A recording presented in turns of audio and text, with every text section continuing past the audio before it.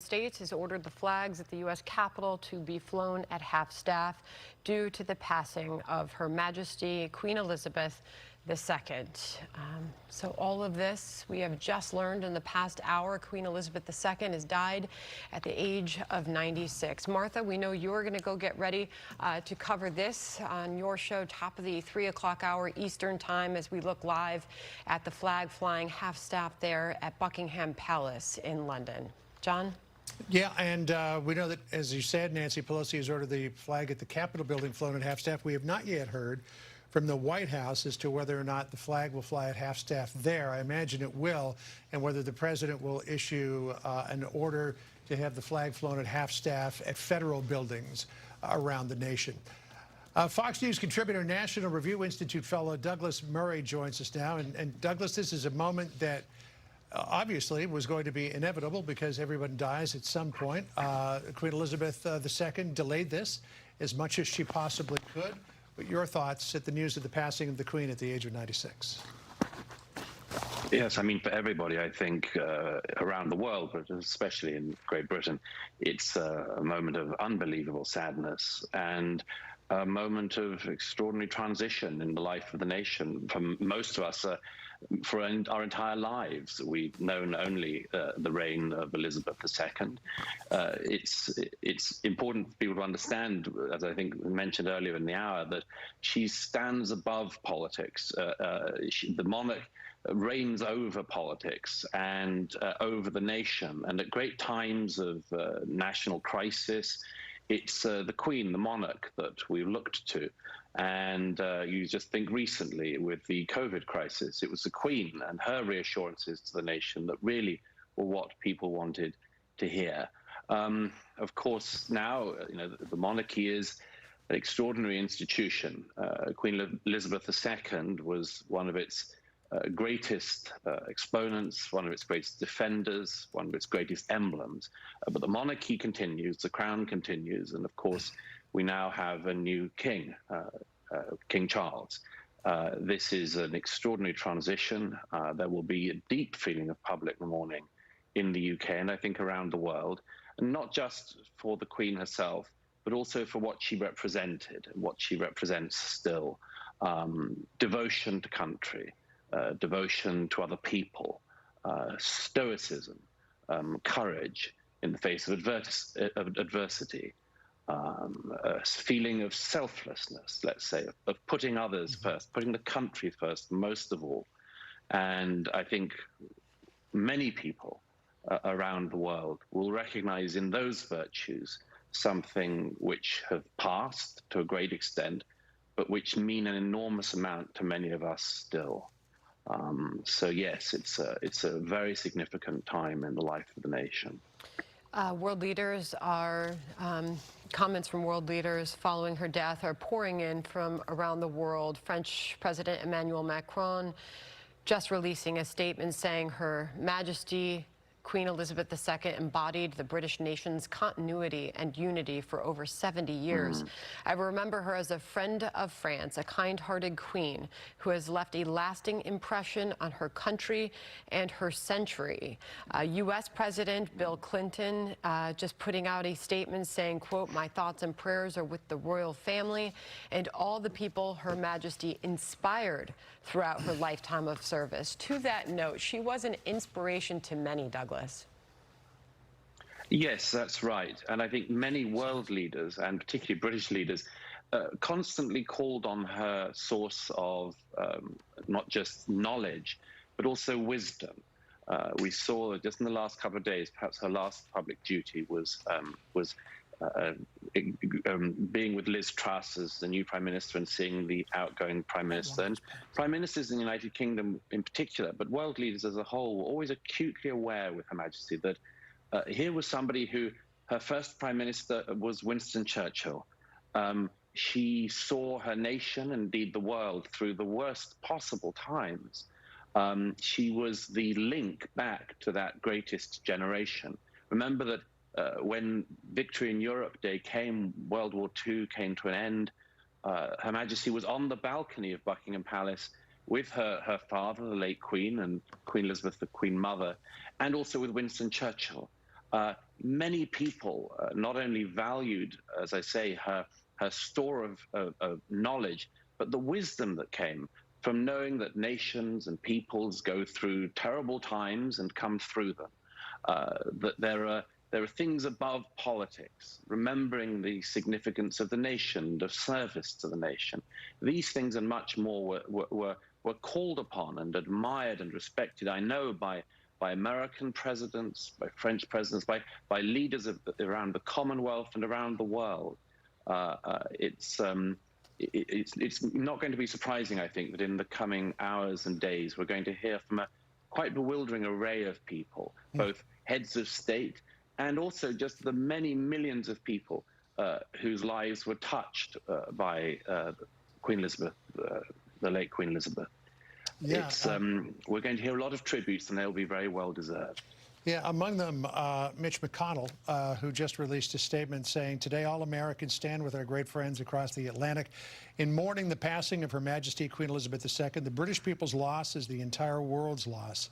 We Americans join our friends in prayer, in grief, and in gratitude for such a remarkable leader and such a successful reign." I mean, it's emblematic of the special relationship that the United States has with Britain, considering the storied history that we have with that country and with the monarchy going back to the middle part of the 1700s. We do know that the Prime Minister is going to be speaking at some point in the next little while. A podium has been set up out front of number 10 Downing. We were, according to London Bridge, which is the official program to run after the Queen's passing, it called for King Charles to make an address to the nation at 6 o'clock. That 6 o'clock has come and gone in the UK. Do you expect that we will hear from King Charles today, or if that won't happen until tomorrow, Douglas? I would expect we'll hear from him fairly soon. It's going to be very important that this sense of continuity is kept in mind. You know, on the death of a monarch in the UK, they say, you know, the Queen is dead, long live the King. And there will need to be, I think, a statement from the now King to reassure the nation. Of course, Queen Elizabeth was his mother, so he's lost his mother as well as the monarch. But I would expect that we will hear from him. I think there will be great public sympathy and support for him, and it will be very important that this transition into a very new era is done steadily and with great care, because I think a lot of people will be experiencing great shock as well as sadness at the news. If you could stand by with us, Douglas, thank you very much for joining us as we enter a new hour here, just moments after learning of the passing of Queen Elizabeth II, dead now at the age of 96.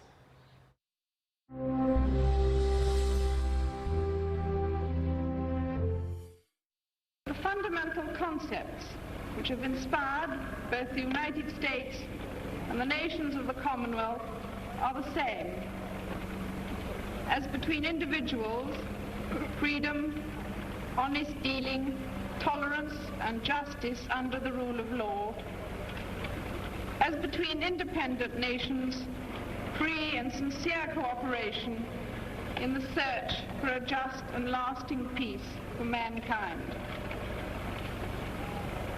Let us pursue these ideals with faith and determination, so that 350 years from now, our descendants will be as proud of us as we are of our forefathers. A young Queen Elizabeth in 1957 on her first trip across the Atlantic, the first British monarch to set foot in the same United States that waged bloody war to escape the crown's clutches so many years ago. But on that day, as throughout her entire reign, the Queen's focus remaining on the bonds that bring our nations together in the common goal of liberty for us all. Now just past 7 in the evening in the United Kingdom, ending a dark and rainy day, now turning into a somber night, with word in just the past half hour that England's longest-serving monarch, the world's longest-serving monarch for that matter, Queen Elizabeth, has died. Hello and welcome to the second hour of America Reports. I'm John Roberts in Washington. What an afternoon, Sandra. Sad day indeed, John. Great to be with you. I'm Sandra Smith in New York, by the way, as world leaders continue to weigh in on the loss of Queen Elizabeth II. Ukraine's President Zelensky extending his condolences to Britain and the Commonwealth for what he calls an irreparable loss of the Queen. The palace announcing the Queen passed peacefully this afternoon at her Balmoral estate there in Scotland. The royal family gathering there throughout the day for a final goodbye to Britain's longest-serving monarch.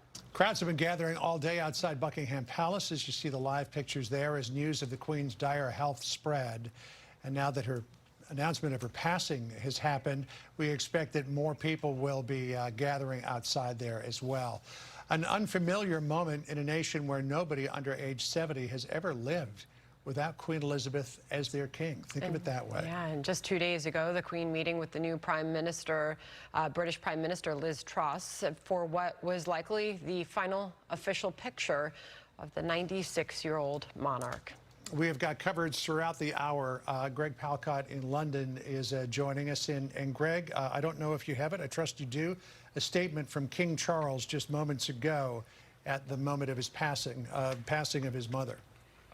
Absolutely, John, Sandra, a very sad time here in the UK, a sad time around the world. And yes, just in the past, 3 or 4 minutes, we've gotten a statement from, yes, King Charles. Let me read it to you here. A statement from His Majesty the King at the time of the Queen's death. The death of my beloved mother, Her Majesty the Queen, is a moment of the greatest sadness for me and all members of my family. We mourn profoundly the passing of a cherished sovereign and a much-loved mother. I know her loss will be deeply felt throughout the country, the realms, and the Commonwealth, and by countless people around the world. During this period of mourning and change, my family and I will be comforted and sustained by our knowledge of the respect and deep affection which the Queen was widely held. Back to you. Greg, the new Prime Minister is speaking now. Let's go to her live. Was the rock on which modern Britain was built. Our country has grown and flourished under her reign. Britain is the great country it is today because of her. She ascended the throne just after the Second World War. She championed the development of the Commonwealth from a small group of 7 countries to a family of 56 nations, spanning every continent of the world. We are now a modern, thriving, dynamic nation. Through thick and thin, Queen Elizabeth II provided us with the stability and the strength that we needed. She was the very spirit of Great Britain, and that spirit will endure. She has been our longest ever reigning monarch. It's an extraordinary achievement to have presided with such dignity and grace for 70 years. Her life of service stretched beyond most of our living memories. In return, she was loved and admired by the people in the United Kingdom and all around the world. She has been a personal inspiration to me and to many Britons. Her devotion to duty is an example to us all. Earlier this week, at 96, she remained determined to carry out her duties as she appointed me as her 15th Prime Minister. Throughout her life, she's visited more than 100 countries, and she has touched the lives of millions around the world. In the difficult days ahead, we will come together with our friends across the United Kingdom, the Commonwealth, and the world to celebrate her extraordinary lifetime of service. It is a day of great loss, but Queen Elizabeth II leaves a great legacy. Today, the crown passes, as it has done for more than 1,000 years, to our new monarch, our new head of state, His Majesty, King Charles III. With the King's family, we mourn the loss of his mother, and as we mourn, we must come together as a people to support him, to help him bear the awesome responsibility that he now carries for us all. We offer him our loyalty and devotion, just as his mother devoted so much to so many for so long. And with the passing of the second Elizabethan age, we usher in a new era in the magnificent history of our great country, exactly as Her Majesty would have wished. by saying the words, "God save the King."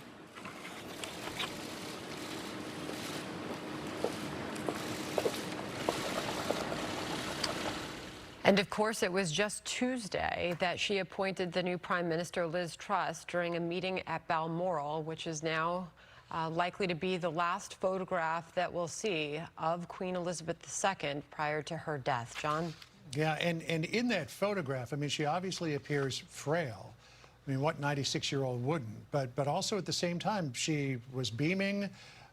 She looked to be in good health, and now 2 days later, she's gone. Joining us now is Bret Baier, chief political anchor and an executive editor of Special Report. Obviously, this is going to factor big in your program this evening. You know, it's extraordinary because I grew up in Canada, which is a Commonwealth country, and I've never known any other ruler other than Queen Elizabeth. And you get a sense of how long she's been on the throne, because when she ascended to the throne, Joseph Stalin was the leader of the Soviet Union and Harry Truman was president. Yeah, it's truly amazing if you think about the reign. We talk about the longest reign for a monarch, really, across the world. You think about how she was on the throne throughout the UK's efforts, as you look at the picture of her welcoming in Prime Minister Truss and establishing her as the 15th Prime Minister to sit in that seat. But Queen Elizabeth II was on the throne as the UK rebuilt from World War II, to your point. And she was on the throne when they entered the EU and when they left the EU in Brexit. She has seen amazing things over those decades on the throne, but managed to do it in a nonpartisan way, in a way in which her feelings about partisan politics inside the UK really never were seen. She advised prime ministers, she advised privately, but we never really got a sense, unless it was put out by the royal family, exactly how she felt. You know, one of the things that is going to come in coming weeks, not right away because of this, is the Northern Ireland back and forth, the protocol in the wake of Brexit. The Irish Taoiseach, the Prime Minister there, just put out a statement saying the Queen's reign was one of historic duration, immense consequence, and a focus of respect and admiration around the world. Our world is a poorer place for her passing, but a far richer and better place as a result of her long life and enduring contribution. I didn't say it with the Irish brogue, but you can get the sense of that. As we look there live outside Balmoral Castle, where her family rushed to be by her side, say their final goodbyes in the hours prior to her death. This statement by His Majesty the King at the time of the Queen's death, Bret, it is just absolutely beautiful when you think about, obviously, him losing his queen, but also his mother, Charles, the death of my beloved mother, Her Majesty the Queen, a moment of great sadness for me and all the members of my family. We mourn profoundly the passing of a cherished sovereign and a much-loved mother. I know her loss will be deeply felt throughout the country, the realms, and the Commonwealth, and by countless people around the world. During this period of mourning, Charles says, and change, my family and I will be comforted and sustained by our knowledge of the respect and deep affection in which the Queen was so widely held. You know, Bret, the New York Times just put out a photo of Buckingham Palace and a double rainbow that they are reporting shimmered across the crowds gathered outside the palace when the news of Queen Elizabeth II's death broke. After a hush, people broke out in God Save the Queen, Bret. It's pretty telling, and those pictures, I'm sure, are going to light up different television networks throughout the UK and also on papers and broadcasts. You know, the Prime Minister, Liz Truss, saying that Queen Elizabeth II was the rock upon which the modern UK was built. Think about 70 years visiting more than 100 countries around the world and the impact that this person had. How many people around the world knew who she was?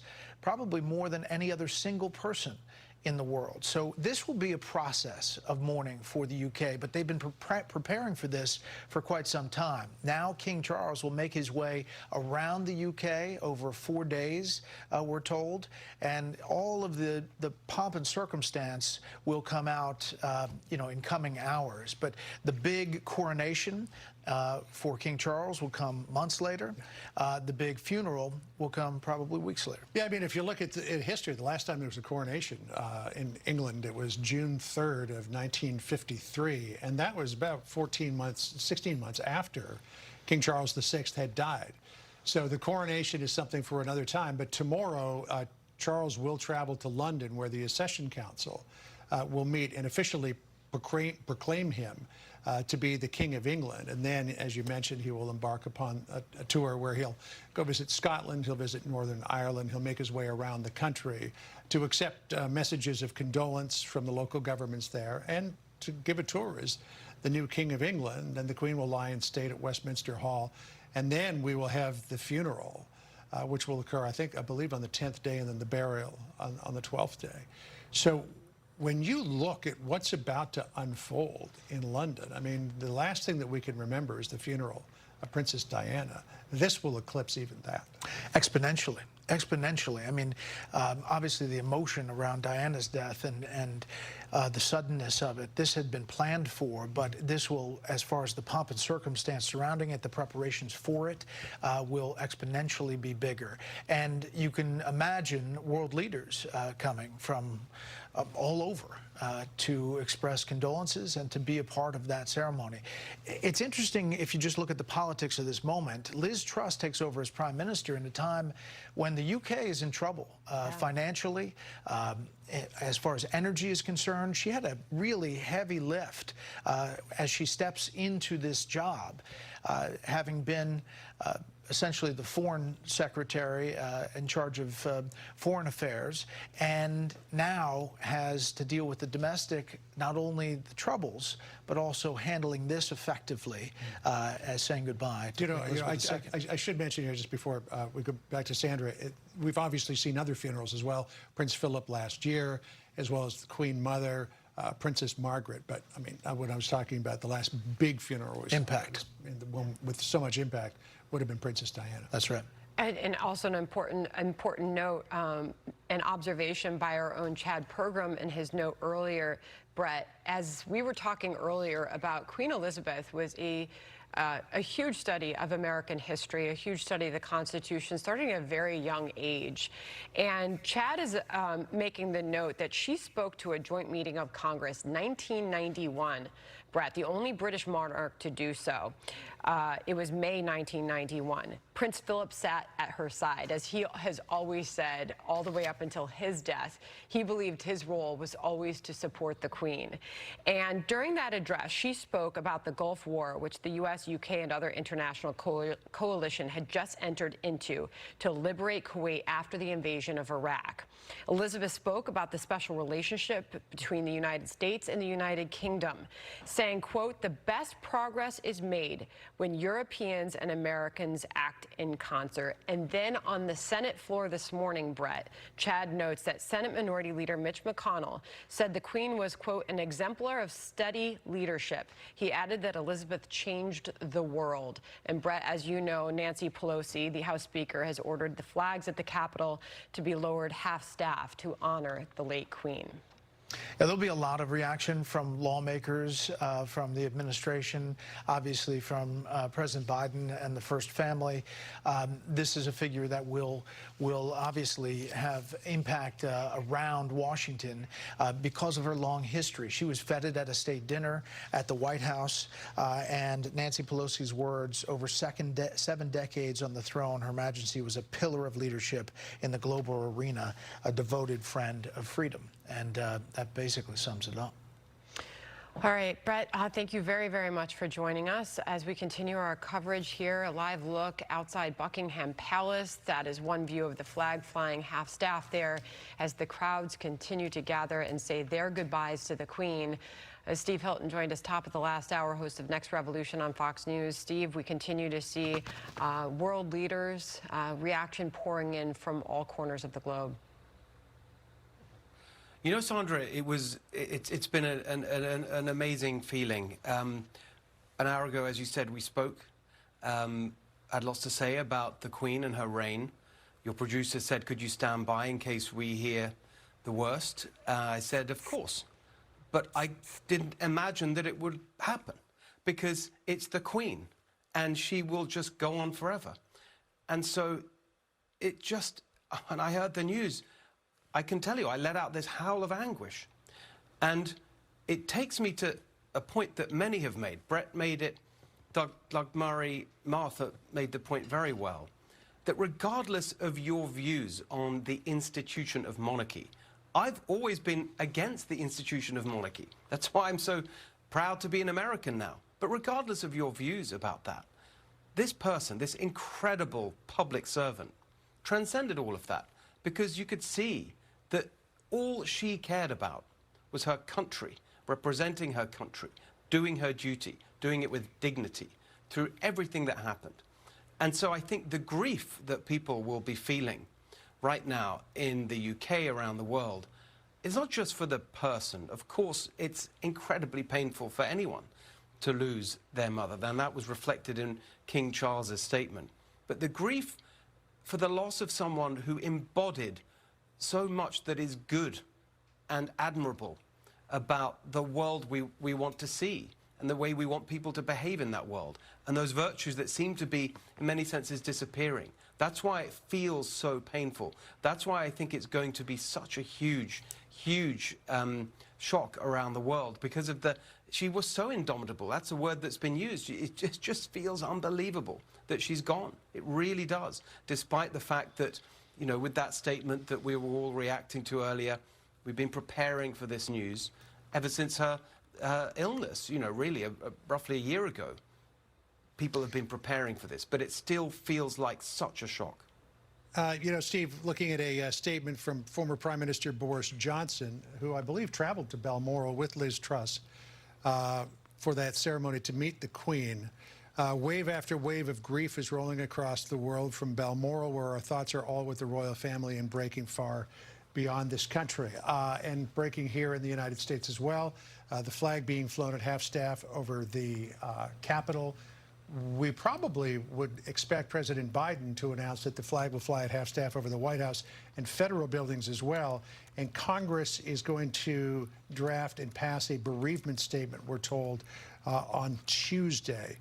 You know, I said this to Brett, that you get a sense of just how long the Queen has been on the throne when you consider that Joseph Stalin led the Soviet Union at the time of her coronation. Harry Truman was the president here in the United States. And when you know, we're looking at Balmoral Castle now, but when we had that picture of the roof of Buckingham Palace up there, I remember not too long ago, Brian May, the guitarist from Queen, and there you see it there, up on one of those parapets during one of the many Jubilee celebrations for the Queen, playing with his famous red special guitar, God Save the Queen. And I know that you probably did this as well, Steve, but during my entire youth at elementary school, every morning, we would say the Pledge of Allegiance and sing God Save the Queen. That's exactly right. We sang God Save the Queen, and it was played, and you'd stand up, and there she was, and she just goes on.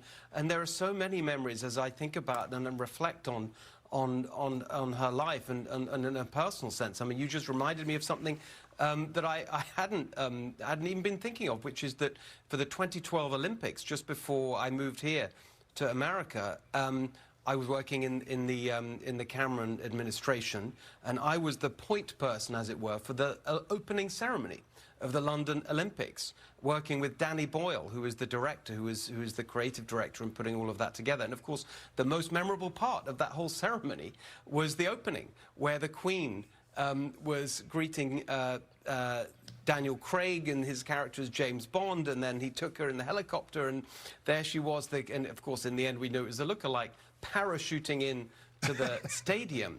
And I remember talking to him about that plan, and had he discussed it with the royals? Oh, you need to help me with that. And we went through this whole process, and we couldn't quite imagine that he'd be able to pull it off, and that she would agree to it. But of course she did it, because she knew how amazing that would be and how the whole world would remember that moment. And she had this fantastic sense of an understanding and a connection with people and with the country, and a sense of humor. And although she had that dignity, Martha was speaking to this earlier, you know, she had that sense of dignity and majesty about the office, but also that ability to have some fun, to relate to people, to have a sense of humor. And all these things, all these reflections and memories will be pouring out over the next few days, of course. But in the end, I think it really is. I know this is such a cliche to even say this, that when we talk about the passing of an era, she embodied so much of a particular spirit. And in the UK, that I think a lot of people will be thinking back particularly to the wartime spirit, that sense of determination and grit and resilience. She really represented that better than anyone. And I think that's why this will be felt so strongly everywhere. Steve Hilton, thank you for sharing your heartfelt memories of the Thanks, Queen. Steve. Thank you very much for joining us.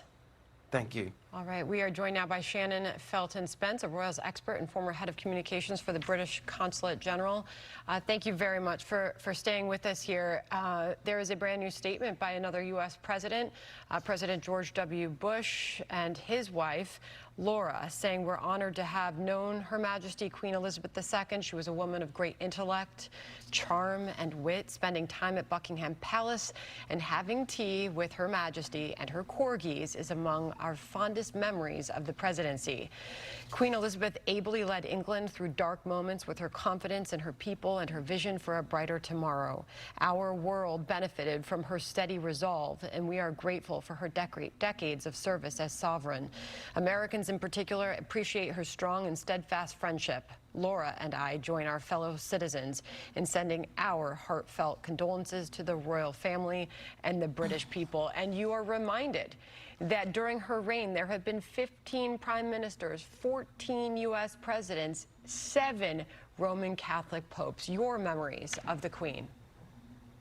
Well, first of all, you know, my deepest condolences to the King and the entire royal family and the people of Britain. This is such a time of sorrow and mourning, and I hope that they know how deeply this loss is felt in America and throughout the world. I was just in the UK for the Platinum Jubilee in June, and people were exuberant. The energy was like nothing I've ever seen. The streets of London were just full, shoulder to shoulder, of people from around the world showing up to celebrate 70 years on the throne. And I truly have never seen anything like it. She will be so deeply missed.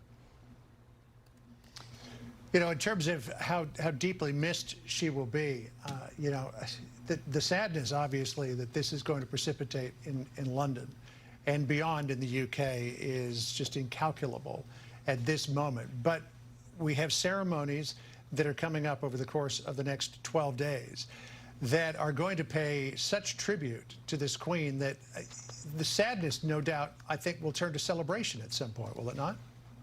Oh, absolutely. I mean, 70 years on the throne, the world's longest reigning monarch. It is something to celebrate. So they have a process for this. We will go into a period of mourning of about 10 days, and we will have the funeral. And then we have an exciting transition to look forward to. There's a new king, God save him. And, you know, this is what the crown does. The crown passes down, the crown remains. Still waiting on an official statement from the current U.S. president as reaction continues to pour in from world leaders. Former U.S. President Donald Trump also sharing his tremendous loss and sadness on the passing. He and Melania deeply saddened in a statement to learn of the loss of Her Majesty Queen Elizabeth II. Together with our family and fellow Americans, we send our sincere condolences to the royal family and the people of the UK during this time of great sorrow and grief. And you're remembered of those images of his visit to see the Queen. And this was such an important part of her reign, to continue all those relationships, in particular with the United States and the many presidents during which she saw under her reign.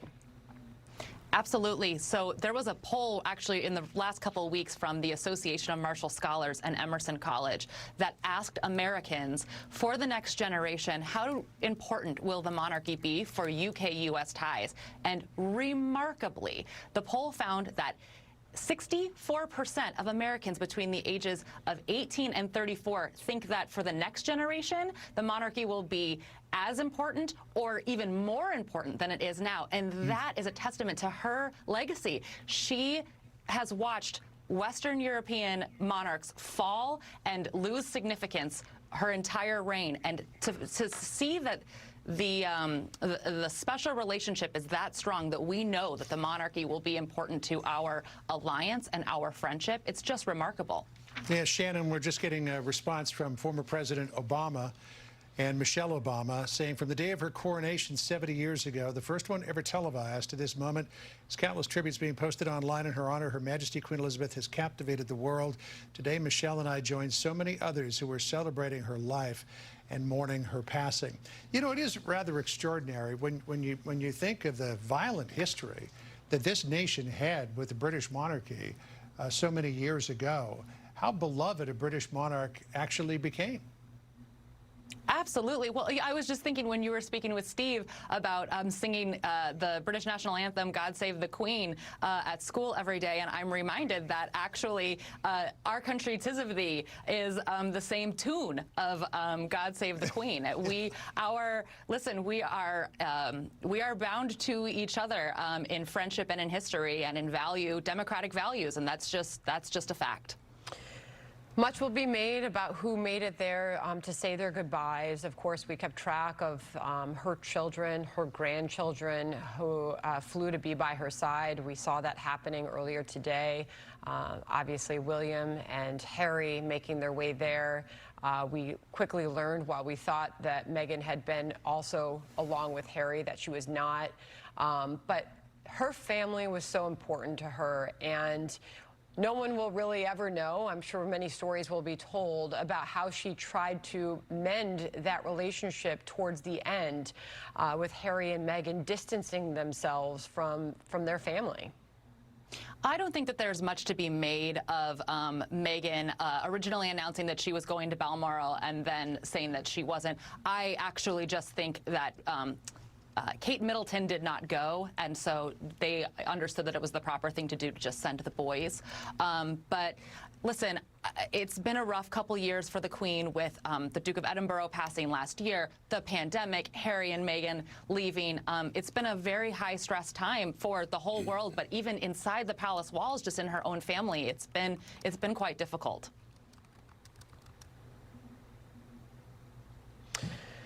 You know, Shannon, we saw during the Silver Jubilee, or the Platinum Jubilee, rather, back in June, a queen who at sometimes was able to attend the various ceremonies, such as being on the balcony there with her family, but then she had to cancel some events. But then there was a moment that really showed the fact that the Queen, for all of her perception as a very, very serious person, had an irreverent side as well. Let me just play this piece of video when the Queen suddenly showed up on television with Paddington Bear.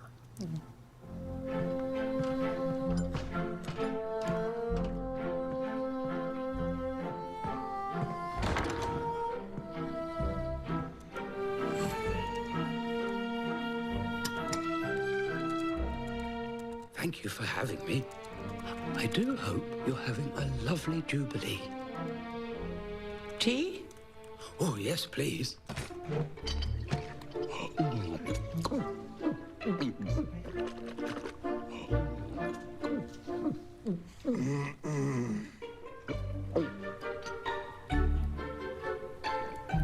Oh, terribly sorry.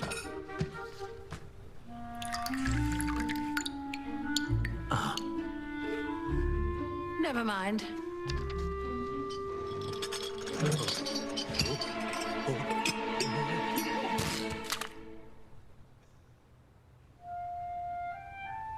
Oh dear. Perhaps you would like a marmalade sandwich. I always keep one for emergencies. So do I. I keep mine in here. For later.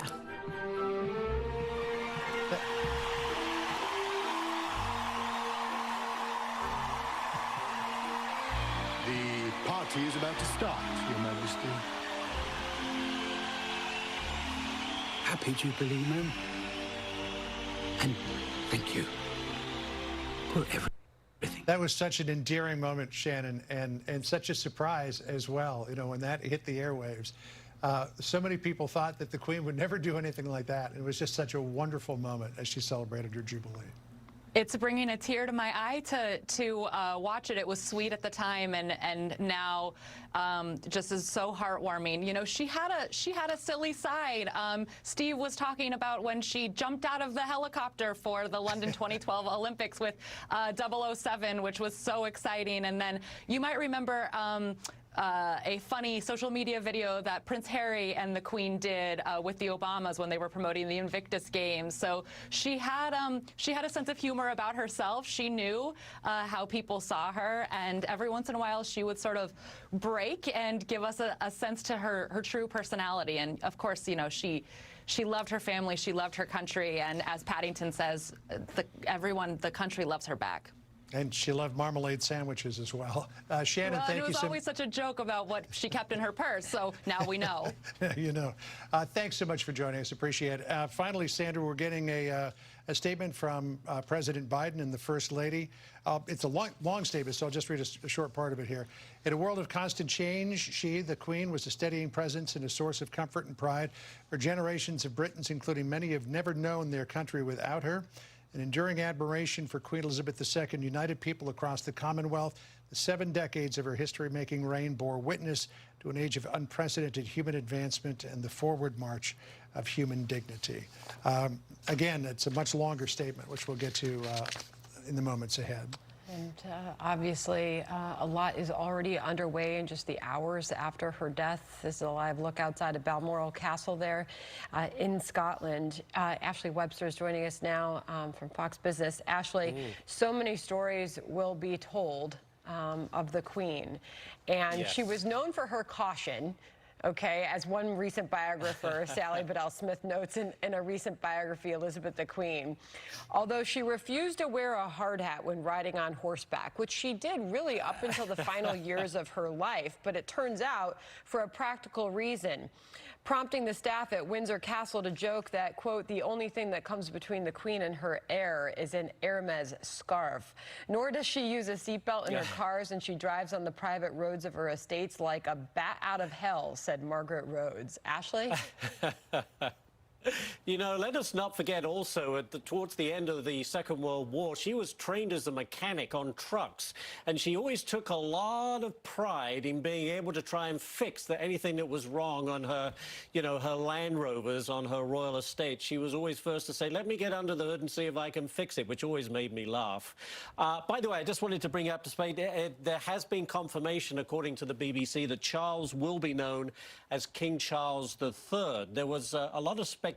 He could have used Charles, he could have used his other Christian names, Philip, Arthur, or George. He could have been King Arthur, which would have been interesting, but apparently he has settled on King Charles III. So that's some interesting news there. But for now, the focus, of course, is on the Queen and her remarkable life. And when you look at all these statements that are coming in from heads of state, she really was admired. There's no doubt about it. But I think the UK is going to be overwhelmed a little bit with national sadness. There's no doubt about it. She's been there. She's always been there. It's hard to think of her not being there, and I think that will come home. The reality will set in, and a whole brand new era will begin. She was 96. We knew this day was going to come at some point, but even so, it is still a shock.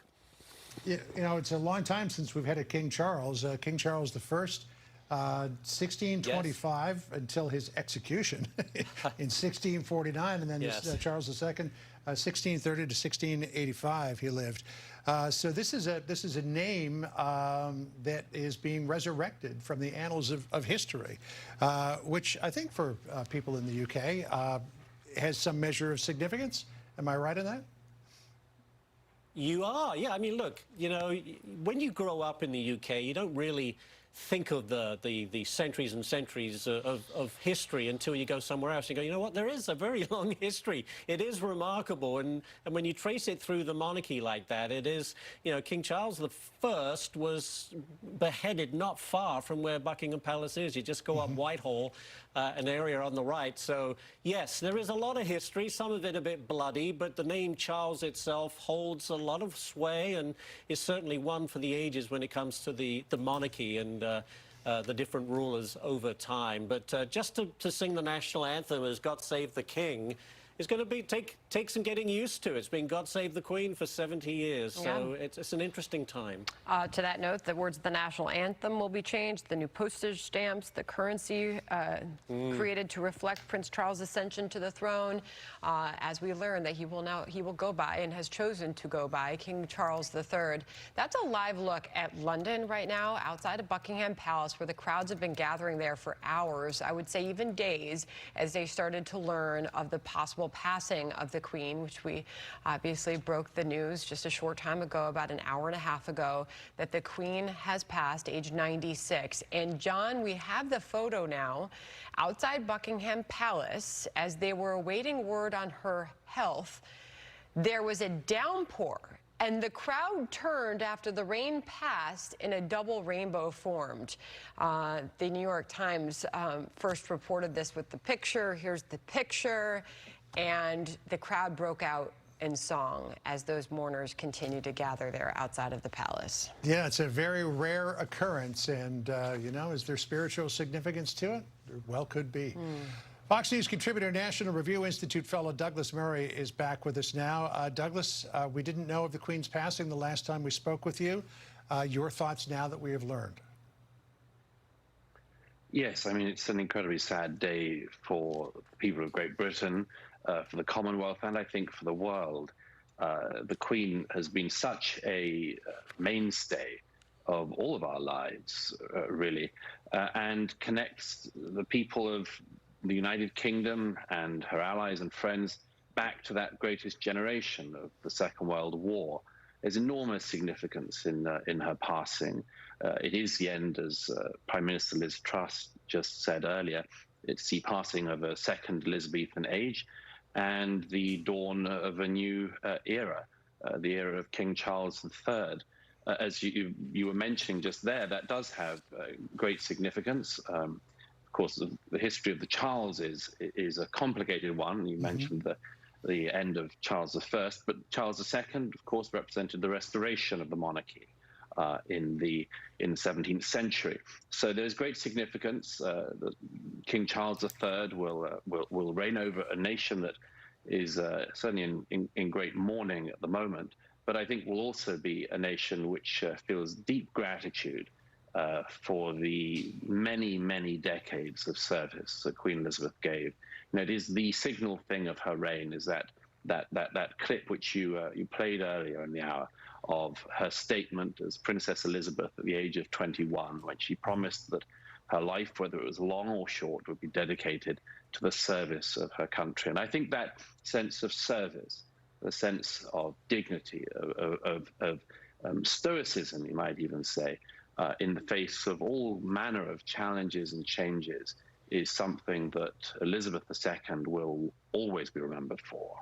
That exact statement when she was speaking to her future subjects, her 21st birthday, April 26, 1947, when she said, "I declare before you all that my whole life, whether it be long or short, shall be devoted to your service and the service of our great imperial family to which we all belong."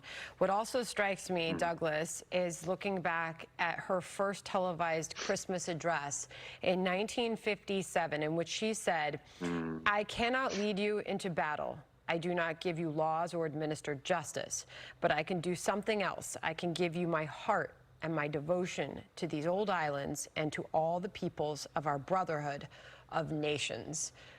Just an incredible way with words throughout her reign. She did have. It's a very moving statement and something she absolutely held to. You know, the Queen didn't say very much publicly, but when she did, it was always of great significance.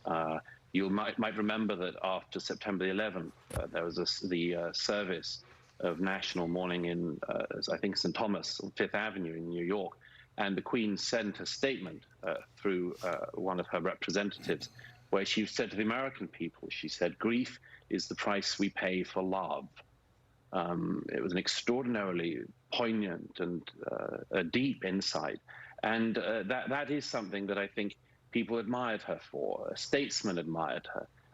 People around the world recognized that she was a store not just of historical significance, but also of historic wisdom.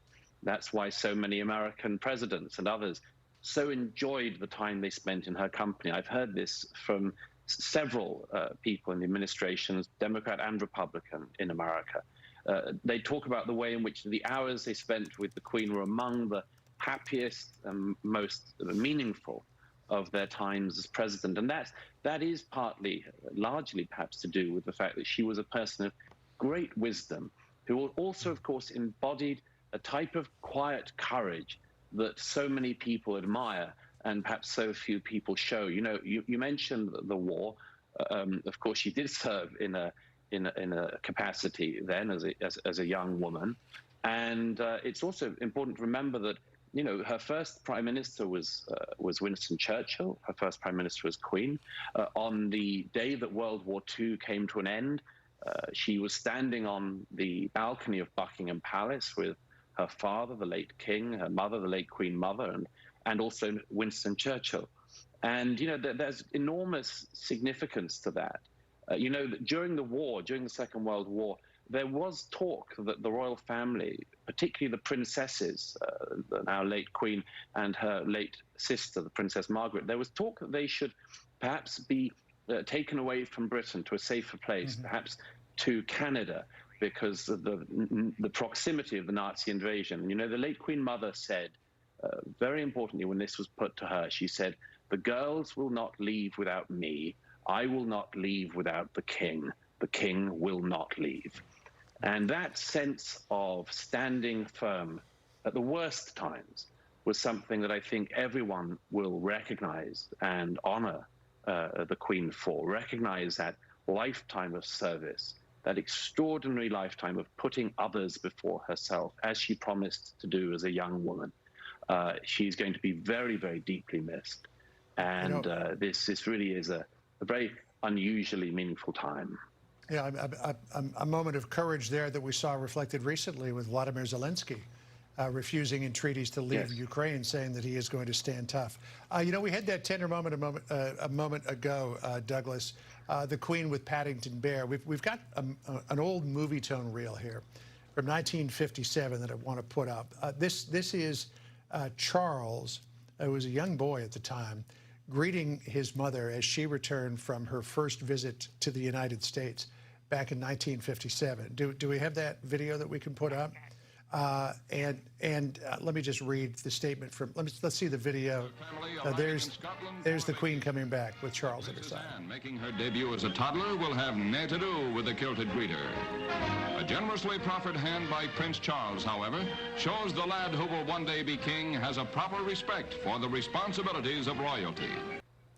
One day be king. That was 1957. It's now 2022. Yeah. But here's the statement from Charles that was released a short time ago. "The death of my beloved mother, Her Majesty the Queen, is a moment of the greatest sadness for me and all members of my family. We mourn profoundly the passing of a cherished sovereign and a much-loved mother. I know her loss will be deeply felt throughout the country, the realms, and the Commonwealth, and by countless people around the world. During this period of mourning and change, my family and I will be comforted and sustained by our knowledge of the respect and deep affection in which the Queen was so widely held." I mean, that is a fitting and beautiful tribute to his mother. Yes, it is, and it also reflects, I think, something that is worth commenting on, which is the significance to the now late Queen of her faith. She was a woman of very deep faith. She was, of course, one of her titles was Defender of the Faith. She was the head of the Anglican Church, of the Church of England. And that wasn't for her just some kind of honorary title. It was something she took as being a deeply meaningful role. She was herself a person of very deep Christian belief and courage, and she very often would reflect on that in her messages to the nation and the significance in her life of her faith in God. And her son will now also take over that role. And as he said, I'm sure that the family will be comforted. Just to share your thoughts, appreciate it. Thanks for joining us. All right, thank you, Douglas. Let's bring in Darren McGrady now, former chef to Queen Elizabeth II. Darren, thank you so much for joining us. Please do share your memories of the Queen.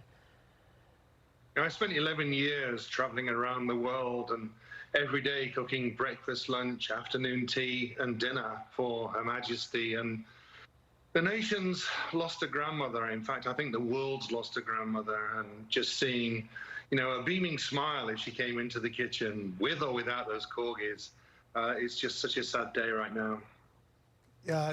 We saw her fondness for marmalade sandwiches in that little clip that we played earlier this hour with Paddington Bear. But, tell us about the Queen, because so many of us only saw the public persona. Again, in that clip with Paddington Bear, she showed her irreverence. But for the most time, the Queen that we saw was stiff upper lip, very stoic. What was she like in person? Yeah, that's true. Most people only saw the Queen on duty, and to be at Balmoral with the Queen and see a sense of humour. And I remember the first day I met her, I was walking along the path at Balmoral by the river, and she was coming the other way with the corgis, and the corgis saw me, started barking, all ran towards me, barking like crazy, laughing. She didn't call them off or anything. Bless her. I mean, she's just so funny. And another time I was in the kitchen at Sandringham, and she came in, and I was making crepes. I had 6 pounds on the stove at once, and I thought, this is a Royal Command performance. She's going to be really impressed.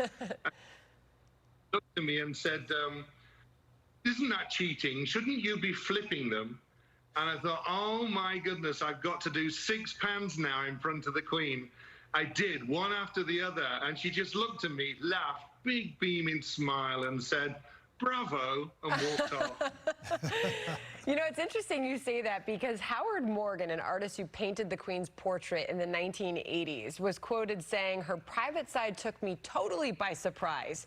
She talks like an Italian. She waves her hands about. She's enormously expressive. To your point, Chef, most of us only saw her in her formal duties. I've also read that she was very particular about what she ate and when she ate it, and that oftentimes it was the exact same thing every single day. Was that your experience with her? Yeah, the Queen, the Queen ate to live rather than live to eat. And so it was always difficult trying to put a new recipe on the menu for her. But when you did, you were supposed to send the recipe up to the Queen so that she could read it and take a look at it first and say, yes, I'll take that, or no, thank you.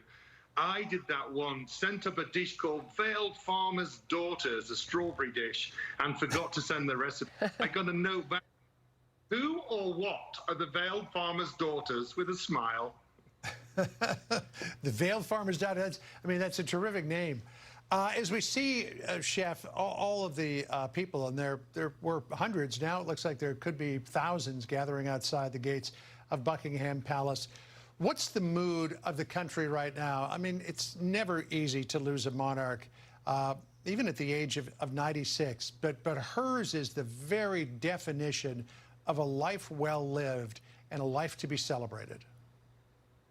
Yes, you think that, most of the country have grown up only ever knowing this one Queen and this one monarch ruling and giving stability to the nation.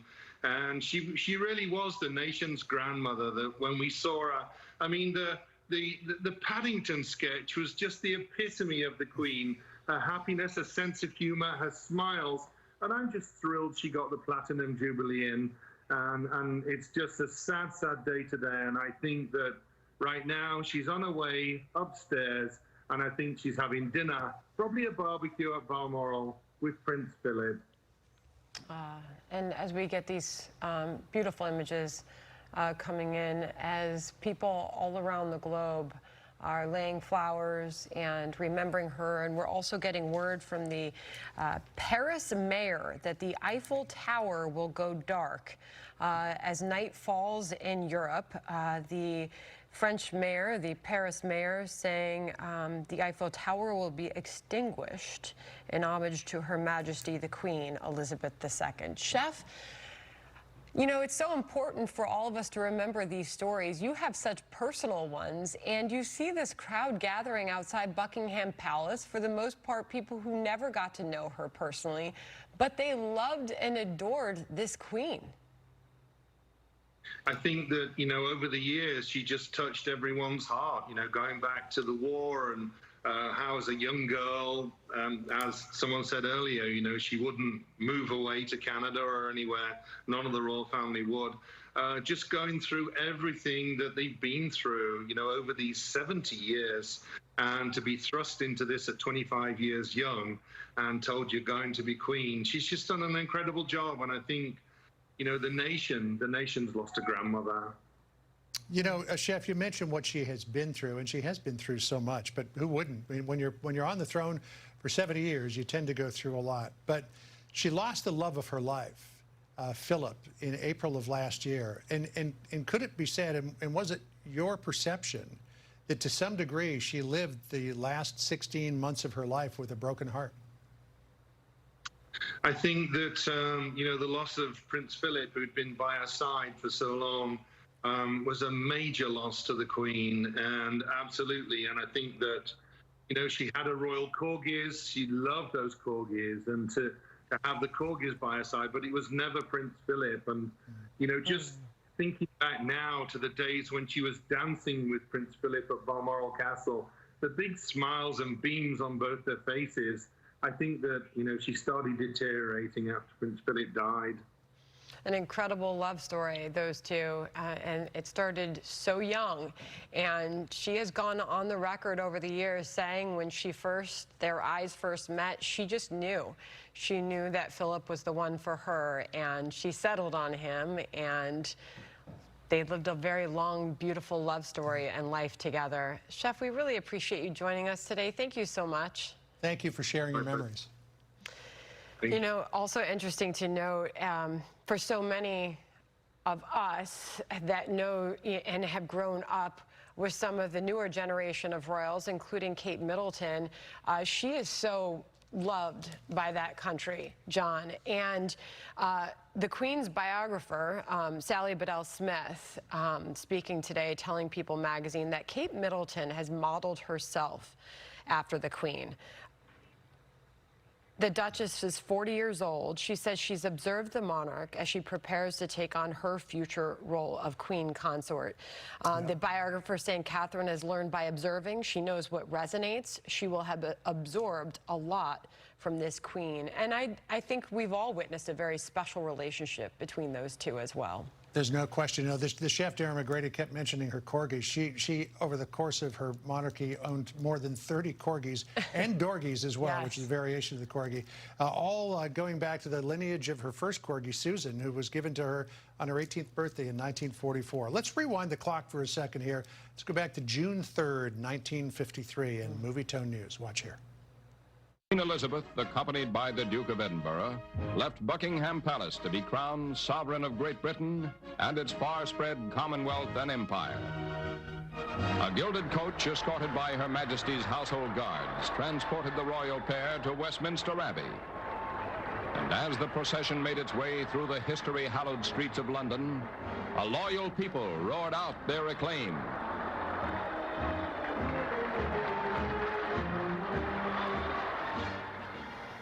All right, some memories from 70 years ago now. It's amazing that time has gone by so quickly for all of us. I remember as a boy singing God Save the Queen, and now bidding farewell to Queen Elizabeth. A queen, a grandmother, a mother, a leader to many.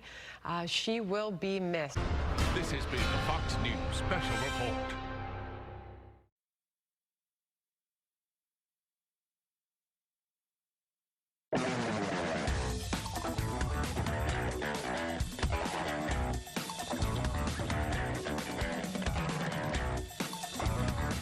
Welcome to TMZ Live. Harvey Levin here. Charles here. As you know by now, I'm sure, Queen Elizabeth II has died. This is after a spectacular reign where she helped lead Great Britain through so much. I mean, so everything much since World War II. Yeah, I mean, everything. And, you know, there was turbulence, there was coming together. There was a time when she was on the rocks after Diana died, and then she soared back up. This is an amazing story. Honestly, one of the most impactful monarchs in the history of the world. I mean, it is really quite something. And really, the monarchy has changed a lot under Queen Elizabeth, and a lot has changed with Great Britain. It is not the empire it was when she took over, and a lot of people would say that's a good thing. But she has always been there and led the country through all of those changes. And one of the changes now is that Charles is the king. Yes, he will be the king of England. That announcement came from the BBC shortly after, in fact, immediately after they announced her passing. A few moments ago, Buckingham Palace announced the death of Her Majesty Queen Elizabeth II. The palace has just issued this statement. It says the Queen died peacefully at Balmoral this afternoon.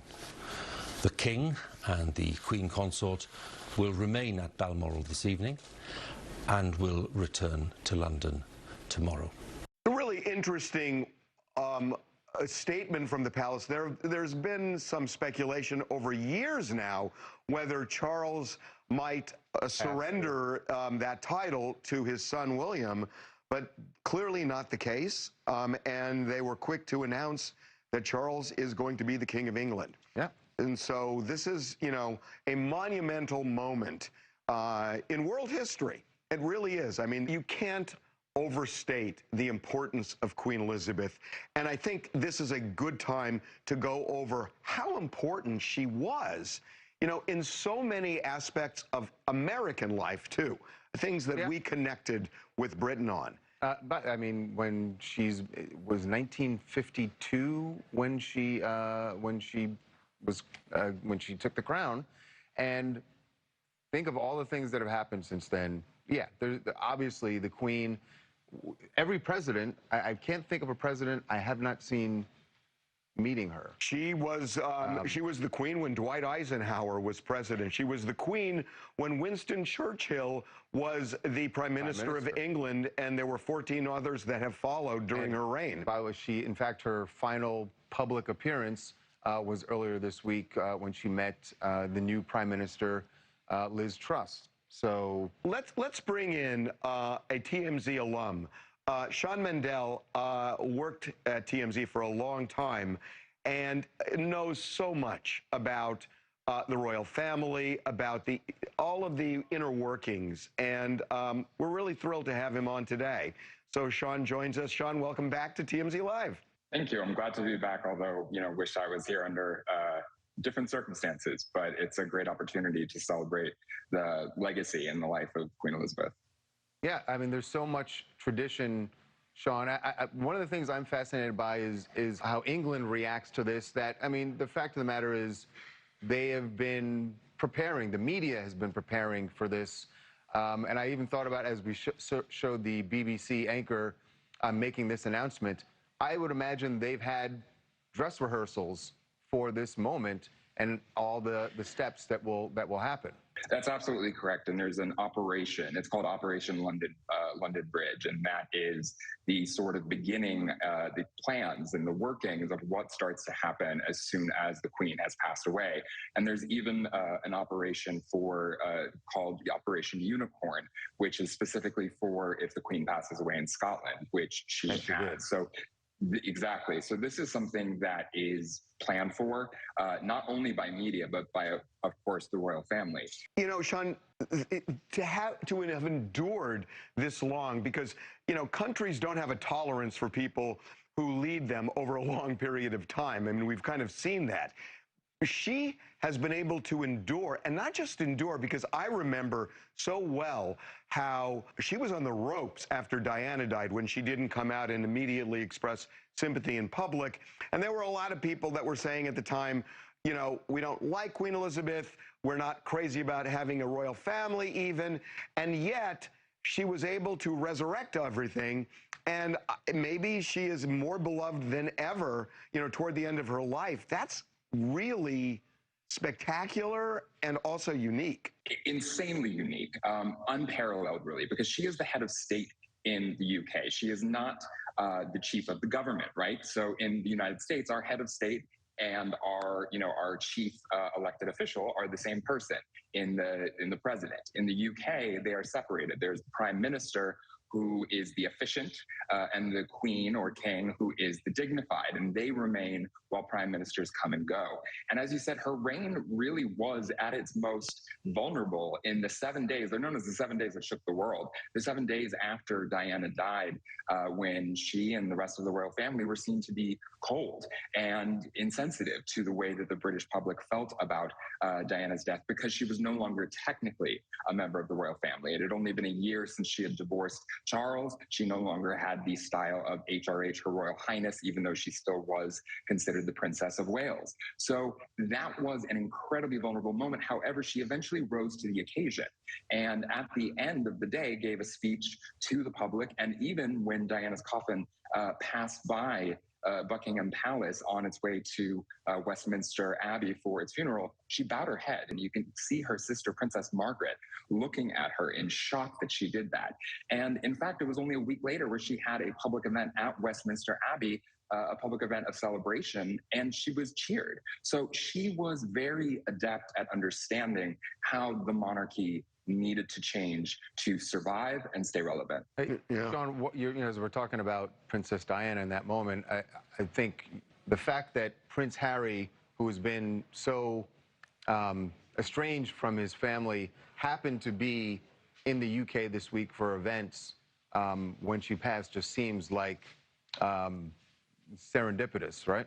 Absolutely. And I really think that we should underscore that. And I'm so glad you brought it up, because they have not been to the UK very often since Harry and Meghan, the Duke and Duchess of Sussex, stepped down from their roles as senior working royals, again, as official royals, in a similar fashion that Diana was no longer an official royal, even though, Harry and Meghan are differently so we're still part of the royal family as a family. But they would normally be in Montecito in Southern California. They've only made about, from what I can recall, 2 trips, I think, to the UK since they stepped down in March of 2020 after, so-called Megxit, a much contested term, by the way.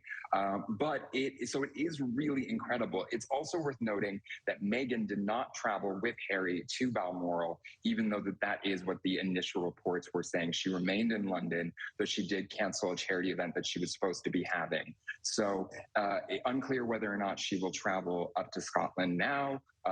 Clearly the King Charles, was coming back down to London, so it's likely that she will remain there. But it is, as you say, pretty serendipitous and incredible. We don't know yet if Harry was able to see his grandmother before she passed. I want to know, now that the Queen has gone and Charles is going to be king, it seems like Harry and Meghan really have an issue with Charles. It may, a lot of people think he may have been the one who talked about their son's skin color. At least there are rumors about that. But it seems like there is estrangement, real estrangement there. We saw it at the Jubilee. Yeah, does this break Meghan and Harry clearly now from the royals, now that the Queen has passed and Charles is ensconced? It's going to be one of two things. It's going to be either that, or it's going to be an attempt to bring them into the fold and have reconciliation. There were thoughts that the Platinum Jubilee might be that opportunity, and that didn't happen. So there is, I think, hope among people who love the monarchy and want there to be healing, that this moment would provide a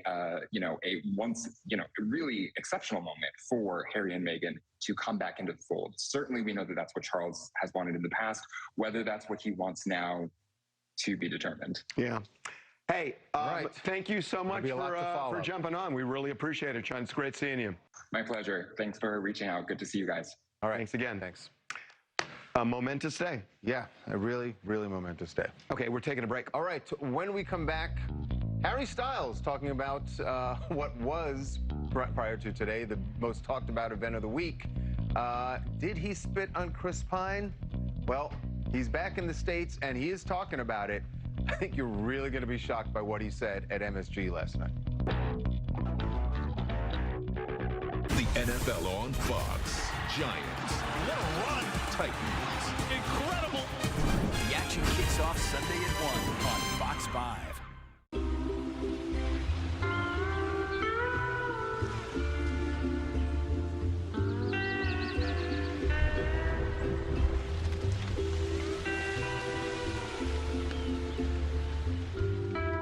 The Labor Day sale at Raymore & Flanigan is extended. Shop the best savings of the season. Refresh your home for fall with up to 40% off.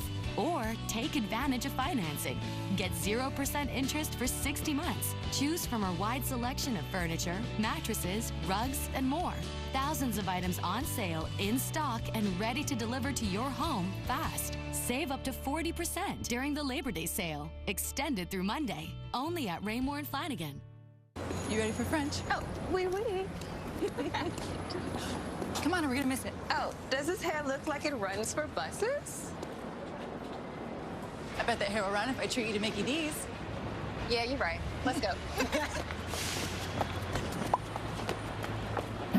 There's a deal for every busy morning at McDonald's. Right now, you can get 2 of your breakfast favorites for just $6, like sausage McMuffin with egg or sausage, egg, and cheese McGriddles. America, home of the free. Free is our favorite word. Free samples? Like free samples. Yum. Joy. Thank you. Free samples. We get it. That's why at Morgan & Morgan, our fee is free. That means you don't pay anything unless we win your case. Grab one for my sister, too. Injured? Thanks. Call Morgan & Morgan. ForThePeople.com. Hello again. You don't know me. Some days, you just need it. It can be a memory or a feeling. Comfort. It all starts with Snuggle.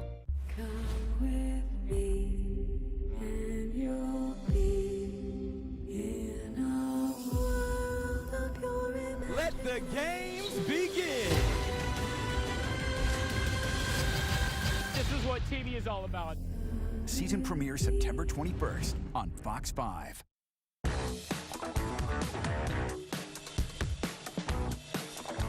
We now have a definitive answer about whether or not Harry Styles spit on Chris Pine, because he's being facetious.